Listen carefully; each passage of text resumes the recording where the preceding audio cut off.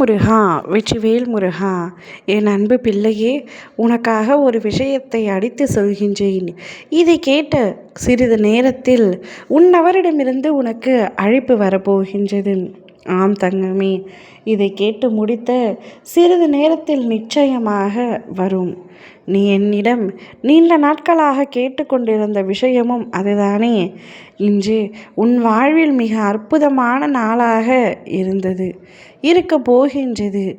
நீ இவ்வளவு நாள் எதற்காக காத்து கொண்டிருந்தாயோ அது இப்பொழுது நிறைவேறப் போகின்றது.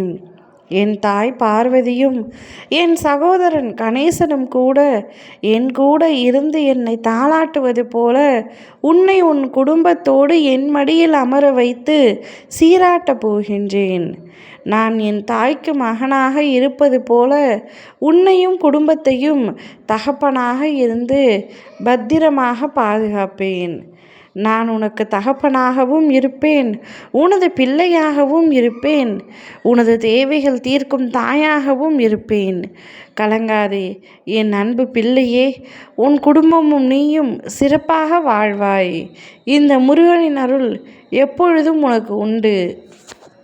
நீ எப்பொழுதும் 10ஓடு 11ஆக நிற்பதை விட தனித்து இருப்பதனால் உன் வாழ்வின் முன்னேற்றத்திற்கான பாதையை கண்டறிவாய். அதுவே உன் பயணம் தொடர்ந்து கொண்டிருக்கும் பொழுது மேலும் நான் உன் அப்பா உன்னுடன் இருக்கின்றேன். கவலை வேண்டாம். நீ எடுத்து வைக்கும் ஒவ்வொரு அடியிலும் நான் இருக்கின்றேன்.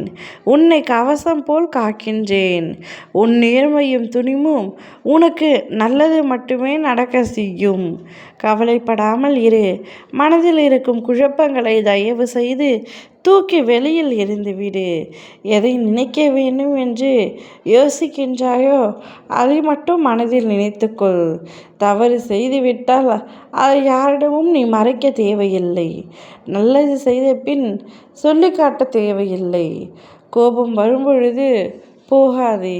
மகிழ்ச்சியாய் இருக்கும் பொழுது வாக்கு கொடுக்காதே. துன்பத்தில் எவரையும் கைவிடாதே. இன்பத்தில் ஒருவரையும் ஒதுக்காதே. ஏமாற்றி சிரிக்கலாம்.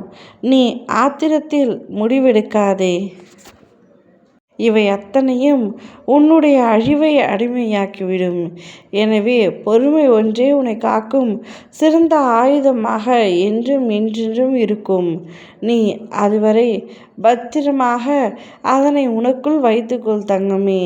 உன்னுடைய பொறுமைக்கான பரிசு கிடைக்கும். உன்னவர் உன்னை அழைக்க வேண்டும், நன்றாக 4 வார்த்தையாவது பேச வேண்டும் என்று காத்திருக்கின்றாய் அல்லவா? இன்று அவர் உன்னை தேடி வந்து உன்னிடத்தில் பேசுவார். நிச்சயமாக உன் மனம் அமைதியாகும் என்பதை நான் உணர்வேன். ஓம் முருகா, வெற்றிவேல் முருகா!